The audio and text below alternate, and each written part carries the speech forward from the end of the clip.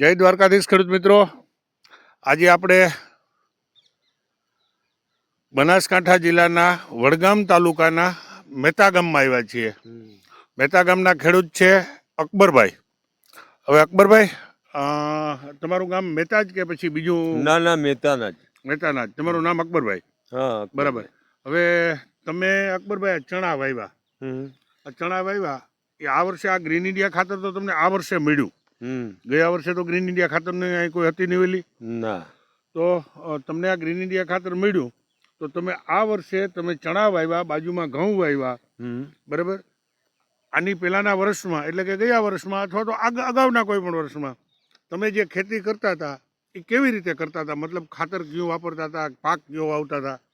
DAP જ વાપરતા, urea DAP. Urea DAP જ વાપરતા. તો તમે યુરિયા ડીએપી વાપરતા હતા તો તમને એમાં શું ફાયદા મળતા કે શું રિઝલ્ટ મળતા? ના, એના કરતો તો રિઝલ્ટ મને આમાં વધારે મળ્યું. કેમાં? આ રહ્યું ગ્રીન ઇન્ડિયામાં. ગ્રીન ઇન્ડિયામાં. હા, બરાબર. તમે હમણાં એવું એક કહેતા હતા કે અહીં બેન્ચો છે આગળ રસ્તામાં. હા. ત્યાં કોઈના ઘઉં વાવેલા છે? ડોક્ટર જ છે ને? એ તો બેંક મેનેજર છે. બેંક મેનેજરના ચણા વાવેલા છે. એ ચણા ને આ ચણામાં તમને શું તફાવત લાગે? ઘણો ઘણો એટલે કેટલો? ઘણો 50% ફરક. 50% ફરક. અને એક જ દિવસે વવાયેલા? હા, અમે એક જ દિવસે વાયેલા છે. બરાબર.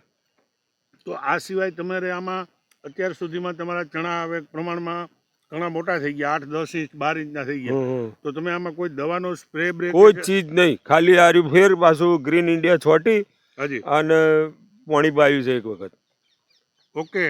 તો ખેડૂત મિત્રો, અકબરભાઈનું કહેવાનું એવું છે કે એની ગ્રીન ઇન્ડિયા સિવાય આમાં કોઈ જાતના હજી રાસાયણિક દવાના સ્પ્રે નથી કર્યા, રાસાયણિક ખાતર નથી નાખ્યું.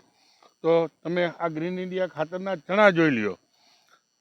અકબરભાઈ, ચણા કેટલા દિવસના થયા હશે અંદાજિત? લગભગ ગણો 4-11 હું વાયા હતા મને. 4-11, 4-12 એટલે 1 મહિનો ને 8 દિના થયા. હા, એટલું થયું. આખો ચણાનો વિડીયો લઈ લ્યો મિત્રો. આ ચણા રહ્યા ને 1 મહિનો ને 8 દિવસના છે.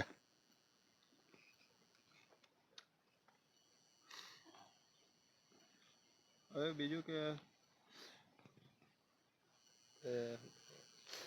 જે ખાતર તમે નાખતા પેલા ડીએપી ને ઉરિયા બે, એના ખર્ચામાં ના ખર્ચામાં તમને શું ફરક જોવા? ના, ઘણો ફરક, 50% ફરક છે.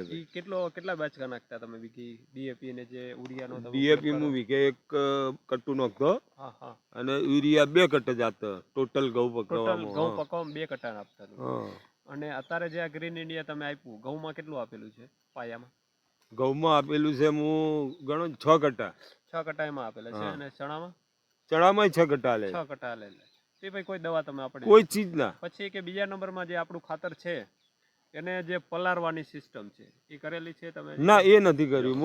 આપણે પૂખવાની સિસ્ટમ પૂખી અને પછી પાણી આપી. એટલે તમે પૂખ્યું એટલે આમ પૂખેલું છે? હા. હવે એક ખેડૂત મિત્રો એ પણ સિસ્ટમ આપણે જાણી લઈ કે જે આપણે મગફળીમાં મગફળીમાં જે હાર કરી છે આપણે એ પ્રમાણે જ હવે તમારે જે છે ને બીજી વાર તમે આપો ને ડોઝ, એટલે જે આપણે હાર ઉપર નાખવાનું, એક હાર જે છે આપણી એના ઉપરથી પૂખવાનું. તેથી કરીને કે જે ઈરુનું પ્રમાણ આપણે આવે છે આમાં, પછી મોલો મચ્છી કોઈ એટેક આવતા હોય એનાથી તમારે ચણા ઉપર કોઈ એટેક રોગ નથી આવતો. એટલે તમારે દવાનો કોઈ પણ સ્પ્રે મારવાની જરૂરિયાત નથી રહેતી. ના, મારવો નથી આપણે.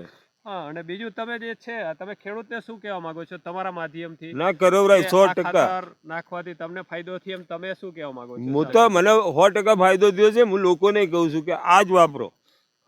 મને તો એ સમજમાં આવે છે કે ભાઈ આ ખાતર સિવાય બીજું કોઈ વપરાય ના. આ ખાતર એક જ આપ્યું. હવે આ ખાતર તમે કેની પાસેથી મેળવેલું છે? હું રાજુભાઈ જોડેથી. રાજુભાઈ મેજરપુરા રાજુભાઈ જોડેથી. રાજુભાઈ, હવે રાજુભાઈ તમારું શું કહેવાનું થાય છે?